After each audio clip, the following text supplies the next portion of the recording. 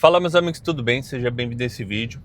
Quero aproveitar que eu tô voltando do escritório, fui deixar minha esposa para atender, para conversar um pouquinho com você sobre chamado.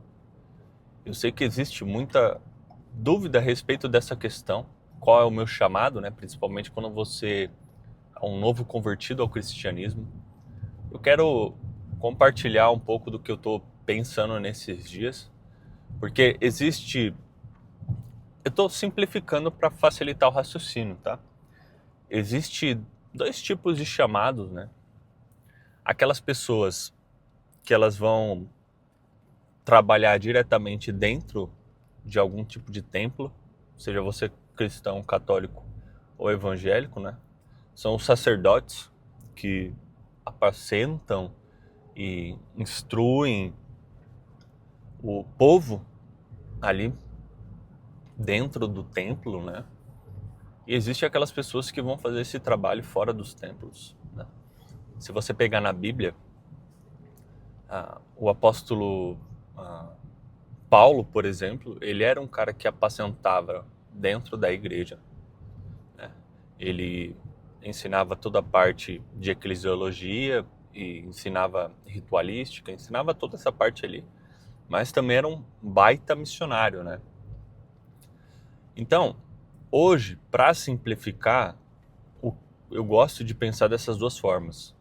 Você precisa olhar na sua vida, olhar nas características que Deus te deu e principalmente aquilo que traz alegria no seu coração, aquilo que traz desejo no seu coração, aquilo que te traz motivação, que eu acredito que Deus ele fala muito conosco por meio da nossa motivação também. O que queima no seu coração? Se você tem anseio por ser um sacerdote dentro de um templo, né? Porque eu vou chegar lá e você tem que se dedicar a linhas de estudo diferente, um pouco diferente. Ou se você tem um anseio de trabalhar na rua, ser um missionário, e por aí vai. Só para você entender, eu me converti ao cristianismo com praticamente 19 anos de idade. Só que até os 19 eu já tinha passeado pelo mundo, né? Eu já tinha feito ali algumas coisas que depois me causou um pouco de arrependimento. Eu me lembro que quando eu entrei no exército, eu fiquei com muita... A minha imunidade caiu muito no exército, mas muito mesmo. Então, eu tinha muita ferida na boca, tipo, afta, sabe? Dentro da boca. E aí chegou um momento lá que toda semana ou todo mês eu ficava ruim, eu ficava doente. Minha imunidade era péssima naquela época. E o pessoal do exército, né, os médicos e tal, eles me indicaram fazer um teste de HIV. E quando eles falaram pra mim, ó, você precisa fazer um teste de HIV, cara, porque sua imunidade é muito ruim e tal, eu lembro que eu fiquei em choque, aterrorizado, me perguntando se tinha chegado às consequências das coisas que eu fazia, né? Porque a essa altura aí eu já tava no processo, tava bem no comecinho ali, poucos meses de conversão ao cristianismo. Estou te dizendo tudo isso daí para explicar o seguinte: a minha trajetória de vida me levou para uma linha onde eu ansiava trabalhar nas ruas, né? Fazer evangelismo e trabalhos missionários.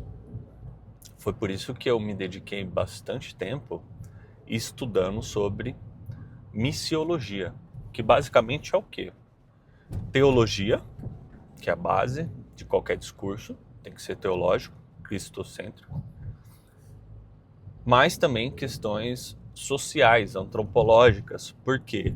Porque o missionário, ele precisa ter a habilidade de pregar o evangelho, ensinar o evangelho. Só que, dependendo da cultura que você chega, você precisa fazer adaptações culturais com os símbolos, com as crenças daquele lugar, para facilitar a pregação do evangelho, né? Desculpa se ficar meio ruim a iluminação aqui, que eu estou passando no túnel. Então, por exemplo, se você chega numa tribo indígena, você tem que tomar alguns cuidados de mudar naquela cultura ou trabalhar para que ocorra uma mudança naquela cultura somente naqueles símbolos e naqueles atos caídos. Na teoria, Deus quer que todos os povos adorem Ele. Então, os índios, com os instrumentos dele, com as vestimentas dele, eles vão continuar adorando a Deus, só que agora de forma santificada, né?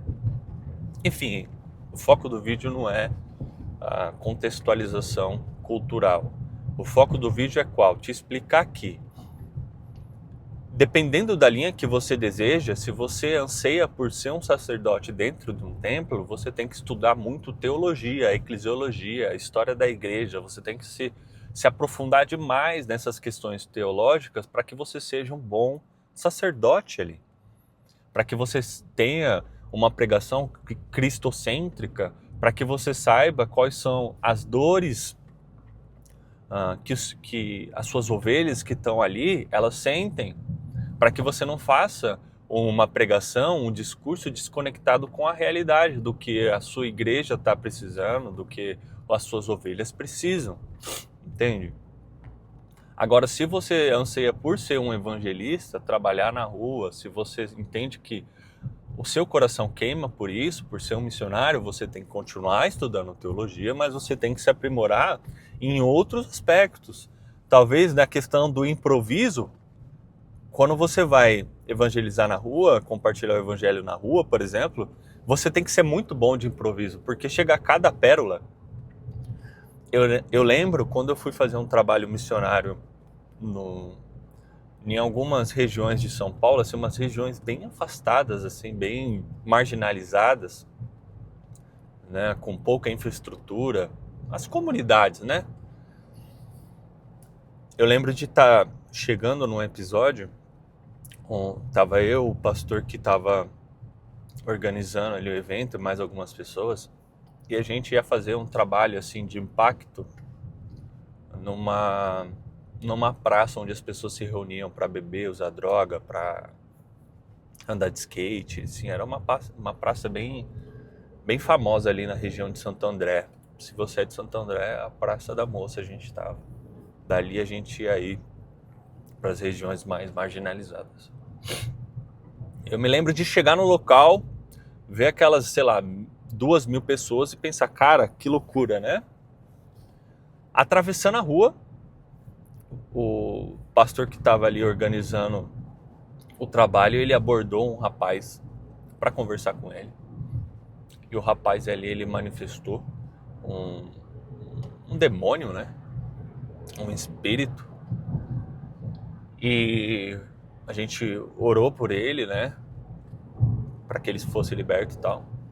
A gente ficou uns 40 minutos nesse processo todo. E no final ele mostra que ele é liberto e compartilha o que ele estava indo fazer, né? Ele estava indo fazer um assalto, estava armado, mostrou a arma pra gente. E a gente explicou, ó, o espírito que estava em você, ele falou tal e tal coisa que ele queria fazer com você. Aí o cara ficou meio que com medo. Falou, ó, eu vou voltar pra casa. E voltou pra casa. Esse daí é um dos exemplos que eu tô te dando, mas tem vários exemplos, né? De pessoas começar a vomitar umas coisas esquisitas e você não sabe muito bem o que fazer. Ou alguns questionamentos bem complexos de responder, né? Principalmente quando eles pegam nas questões ideológicas, como escravidão, né? O seu Deus, ele deixou com que o nosso povo fosse escravizado. E você vai pregar essa palavra para mim de um Deus de amor? Então são questões assim que você tem que estar meio que pronto para improvisar ali, dar uma resposta teológica, entendendo que você não vai conseguir tirar a dúvida do coração da pessoa. A gente, como cristão, a gente não tem que convencer ninguém. A gente não convence ninguém. A gente apresenta uma proposta de vida e a pessoa, ela escolhe o que vai fazer a partir daí, né? Estou te dizendo tudo isso daí porque eu sei que existem muitas dúvidas a respeito do chamado, muito medo a respeito do chamado, sei lá, o coração fica apertado, e ainda mais quando as coisas começam a não acontecer, porque qualquer tipo de templo, qualquer tipo de organização, qualquer tipo de igreja, ela tem ali a sua parte burocrática, onde pessoas, por causa de proximidade, elas ocupam lugares, e aí você se sente culpado, começa a sentir que Deus te esqueceu, começa a sentir que não era muito bem aquilo que Deus falou com você. Eu entendo perfeitamente, mas você tem que estar muito claro, não na posição que você vai ocupar, não no status que você vai ter, mas em se preparar para o trabalho que você entende que foi chamado para fazer. Trabalho que você entende que compete a você fazer, para que você possa se preparar de forma adequada, tá certo? Então, faça agora, que é uma parte prática do vídeo, faça uma autoanálise, coloque num papel, numa folha. Por que colocar numa folha? Por que escrever? Porque quando você escreve, você está fazendo um processo terapêutico de tirar as coisas do nível da ideia e começar a materializar aquilo. Tá? Isso daí é neurociência pura. Eu me especializei em neurociência justamente para poder entender mais profundo as emoções e as motivações do ser humano. Tudo isso daí vai enriquecer quando a gente for apresentar o Evangelho. Tá? Minha percepção, minha forma de analisar as coisas. Ninguém precisa concordar com isso. Mas quando você escreve, você está começando a materializar um processo. Você está começando agora a fazer uma espécie de brainstorm. Você começa então a criar um plano de ação. Então, passe para o papel aquilo que você acredita que é a sua vocação. Ah, eu almejo ser um pastor, por exemplo. Tá, um pastor. Qual tipo de pastor? Pastor a presidente, pastor auxiliar, voltado para casais, voltado para jovens, voltado para dependente químico? Qual tipo de pastor você quer ser? A partir disso daí você vai traçar o quê? Um plano de ação. Pô, mas para que eu ocupe tal posição, eu tenho que aprender algumas qualidades, ter algumas habilidades. Eu vou ser um pastor presidente, eu tenho que entender um pouco então também de economia, fluxo de caixa, eu tenho que entender um pouco mais sobre gestão de pessoas. Você entende o que eu quero te dizer? Você começa a desmiuçar, traçar um plano de ação a partir daquilo que você almeja fazer. Não, eu quero ser um missionário, tá? Um missionário regional, transcultural. Em qual nível? Eu entendo que eu fui chamado para ir para os Estados Unidos ou para a Europa. Deus falou para mim que eu ia trabalhar com os povos não alcançados na Europa, sei lá. Ou reevangelizar a Europa. Aí eu vou fazer um questionamento simples para você. Você tem passaporte? Não tenho, então tem que ver se você realmente está coerente com aquilo que você almeja. Tem o passaporte, Felipe. Tá, como está seu inglês? Mas o pessoal lá fala outra... Não importa. O inglês, ele é universal. Não falo bem inglês, então você já tem uma baita lição de casa para fazer, né? Aprender uma língua leva aí no mínimo 2, 3 anos para você ficar razoável. A minha motivação inicial para aprender inglês é pensando assim, se Deus me levar para outro lugar, tem que estar pronto. Tá? Tô te dando ali uma liçãozinha de casa para você poder o quê? Traçar um plano de ação, senão fica tudo no campo das ideias e no campo das ideias não acontece nada. Lembra de Moisés? Deus falou para Moisés, falou assim, por que você está orando para mim? Pede para o povo marchar. E na hora que Moisés põe o pé na água, que a água se abre, põe um cajado na água, a água se abre. Tá bom? Então, liçãozinha de casa para você, basiquinha, mais fácil, que vai te ajudar você a traçar um plano de ação, tá bom? Tamo junto e Deus abençoe.